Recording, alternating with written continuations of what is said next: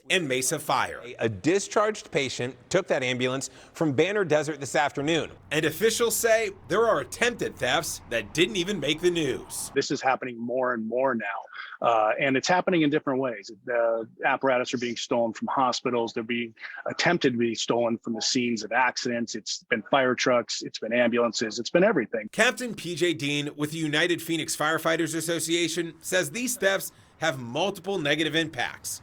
For starters, there's safety. You don't want that in the hands of an unstable individual or someone who's not experienced in operating that kind of vehicle. That was on full display when a woman allegedly caused a 5-car crash after police say she stole a Phoenix ambulance last week. Then there's the cost. You're looking at a starting point of about $300,000. And finally, there's the impact to patients who need these life-saving ambulances in service. It hurts our system that a newer ambulance is down. Captain Rob McDade is a spokesperson for Phoenix Fire. He says the recent ambulance thefts are a wake-up call for departments. To borrow a term from PD, those are soft targets. McDade says leadership with Phoenix Fire is now looking at possible changes regarding policy and vehicle technology to ensure their ambulances are the ones responding to 911 calls, not creating them. Absolutely look at any policy change and maybe securing them more. But again, that incurs cost. We're going to have to find kind of a balanced approach to limit opportunities for things to be stolen. But at the same time, we're always going to have that ready state. That's just a necessary component of our job. I'm investigator Zach Crenshaw, ABC 15, Arizona. Zach, thank you. And ABC 15 has learned that 45-year-old man accused of stealing the Mesa ambulance at Banner Desert Hospital is also facing charges for aggravated assault on an officer.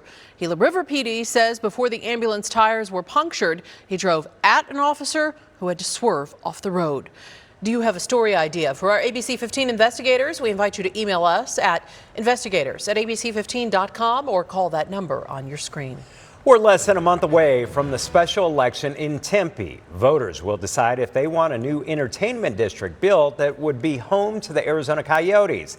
But is this a good deal for the city? It really depends on who you talk to. I sat down with the economists who spent months looking into the proposed project, as well as the CEO of the Coyotes.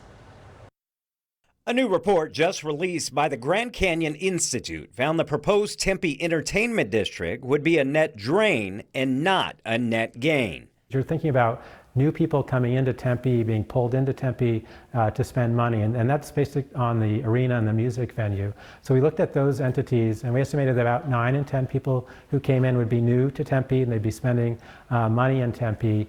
And we were looking to see whether that provided enough revenue to pay back the entire amount through the CFD. And we found it didn't. It basically paid back a third of it. Economist Dave Wells and 7 other economists were not paid for this economic analysis and say they did it out of public interest. And this was something that we knew was on the radar. And I know that a lot of economic impact studies tend to exaggerate benefits, and we thought it would be in the public's interest to take a look at that to see if there are problems with it. We also spoke with Javier Gutierrez, president and CEO of the Arizona Coyotes, who explained the project would generate $800 million. When you think of the taxes we're going to be creating, the voluntary surcharge that we are but we are imposing upon our own customers, and then all the community benefits, everything that we're directly paying to this community, including a free police substation that we're going to build and provide free rent for, all of the traffic mitigation that we're going to invest in, all the value of having Tempe's name in the district and on our in ICE and within the arena. However, the GCI analysis contradicts that. And it's misleading, so the graphs go up. What we did is a thing called net present value, which essentially is how much money is worth, how much something's worth today. So using our calculation, for instance, $125,000 5 years from now is worth about $100,000 today. So that's the number we would put in our calculation. They would put in the 100, and in their case, probably about $110,000. They would make it look bigger than we do. In your analysis, you looked at mostly the concert venue and the arena itself.